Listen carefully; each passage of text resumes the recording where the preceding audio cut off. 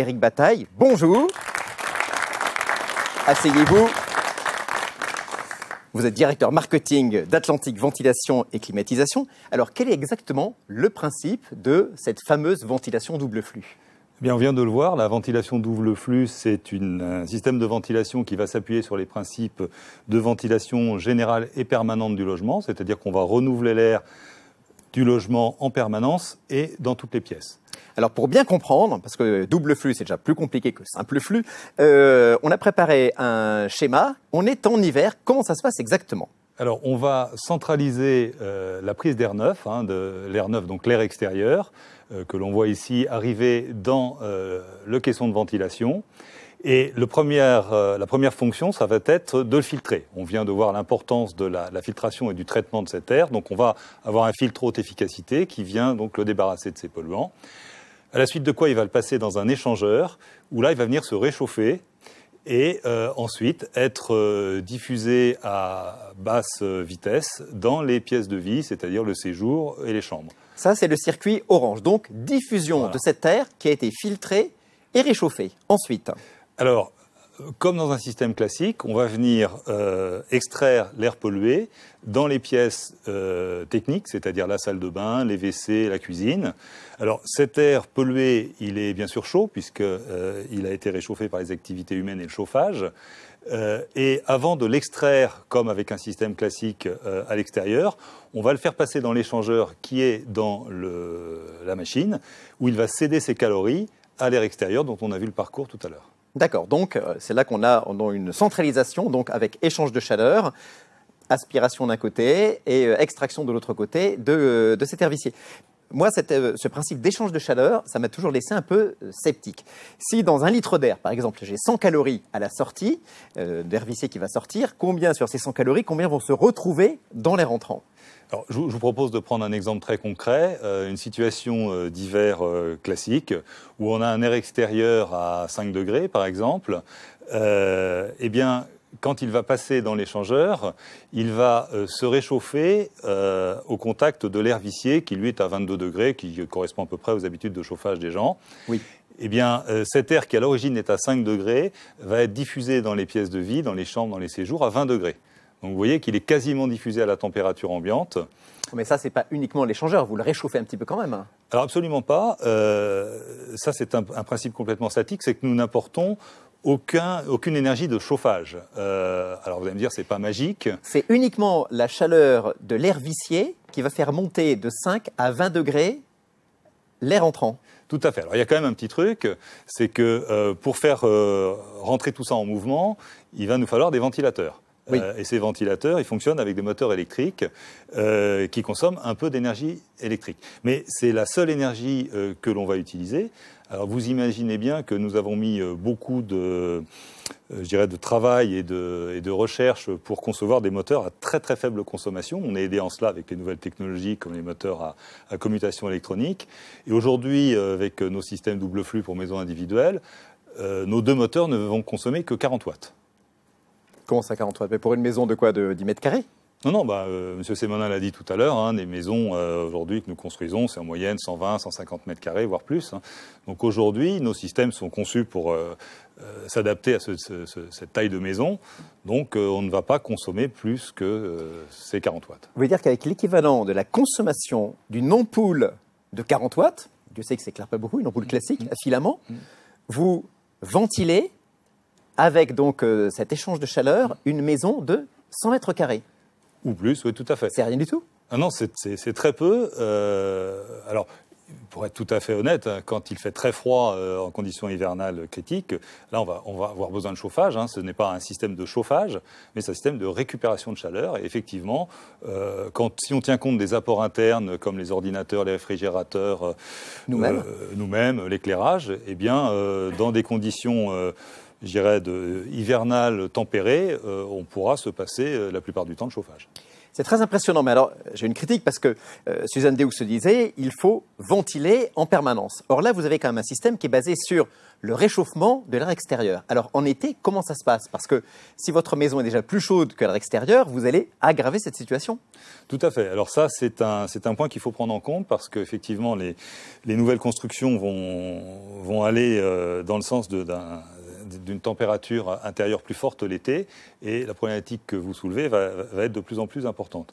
Donc dans ces cas-là, on va toujours prélever l'air à l'extérieur, mais on ne va plus le faire passer dans l'échangeur, de façon à le diffuser directement dans le logement à sa température. Donc on va profiter de la fraîcheur des nuits d'été pour rafraîchir pendant la nuit notre logement et commencer la journée caniculaire avec un logement pas trop chaud. Est-ce que c'est l'utilisateur qui doit décider du court-circuit ou est-ce que c'est automatique? Non, c'est automatique. On a mis de l'intelligence dans nos produits. Et en fait, on va mesurer en permanence la température intérieure, la température extérieure. Et en fonction de cela, le système va activer le bypass ou le court-circuitage de son échangeur. Est-ce qu'on peut maintenant donner ces avantages par rapport à la ventilation simple flux, la VMC classique que tout le monde connaît?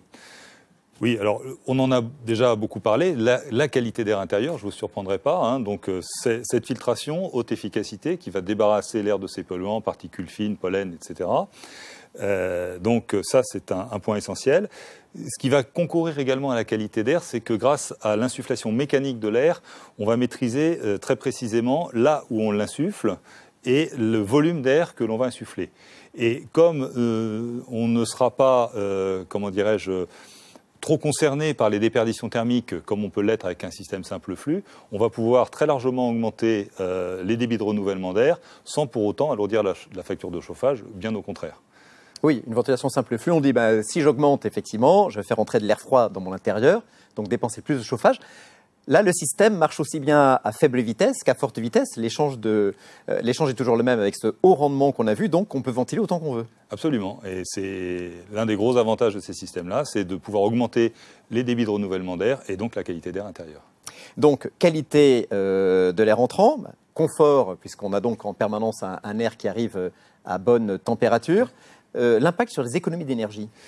Alors, il est très très important. On a calculé que dans un environnement, on va dire, classique, on peut économiser jusqu'à 20% d'économie de chauffage grâce justement à cet échange et à cette récupération de calories. Alors, Monsieur Bataille, on a bien compris la théorie de la ventilation double flux. Maintenant, Atlantique, vous êtes fabricant de systèmes de ventilation double flux. Alors, avec quel produit vous répondez aux attentes des clients ?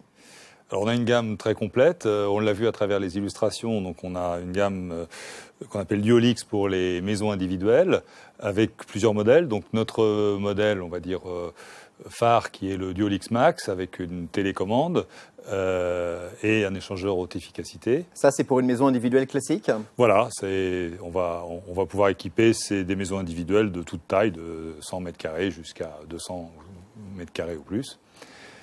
Donc ce modèle. Ensuite, nous avons un modèle qui est plus adapté pour les petites maisons qu'on va voir à l'instant, qui est un modèle pour lesquels les ensembles motoventilateurs sont déportés. On l'appelle le Duolix Box, ce qui permet de gagner de la place pour l'échangeur lui-même, donc de le loger dans un placard au-dessus des toilettes, et puis en même temps de réduire les problèmes de bruit puisque l'ensemble motoventilateur est déporté et peut être mis dans un endroit qui soit complètement isolé acoustiquement.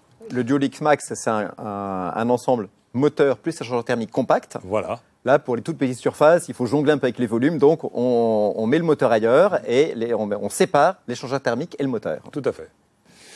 Voilà, donc pour cette partie, on va dire, maison individuelle. Et puis nous avons, on l'a vu, pour la rénovation, un modèle spécifique pièce par pièce, que l'on appelle le mono-DF, qui va se mettre en traversée de mur avec donc l'échangeur construit dans ce tube qui va faire la liaison entre l'extérieur et l'intérieur.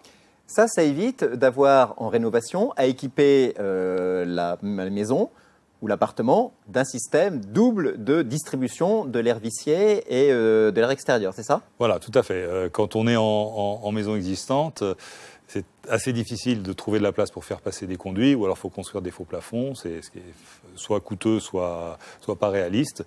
Donc on a ces systèmes-là qui sont beaucoup plus faciles à mettre en œuvre, hein. Il faut faire un trou dans le mur, et puis venir glisser ce tuyau échangeur et à la fois amener et sortie d'air. Enfin, j'ai vu dans votre catalogue un Duolix Max Hygro. Qu'est-ce que c'est? Alors le Duolix Max Hygro, c'est une version de notre Duolix Max qui est équipée d'un système de contrôle de l'hygrométrie, donc de l'humidité, ce qui va permettre de maximiser les économies d'énergie, puisque là on va adapter notre débit de renouvellement d'air aux conditions d'humidité réellement mesurées dans les pièces humides, salle de bain, WC et cuisine. On se sert en quelque sorte de l'humidité de l'air comme d'une sorte de thermomètre de la qualité de l'air intérieur? Exactement. On a des bouches d'extraction qui sont équipées d'hygrostats, donc de systèmes de mesure de l'humidité, et qui vont automatiquement s'ouvrir quand il y aura en présence de forte humidité. Et à ce moment-là, notre centrale va le détecter et donc va accélérer son débit.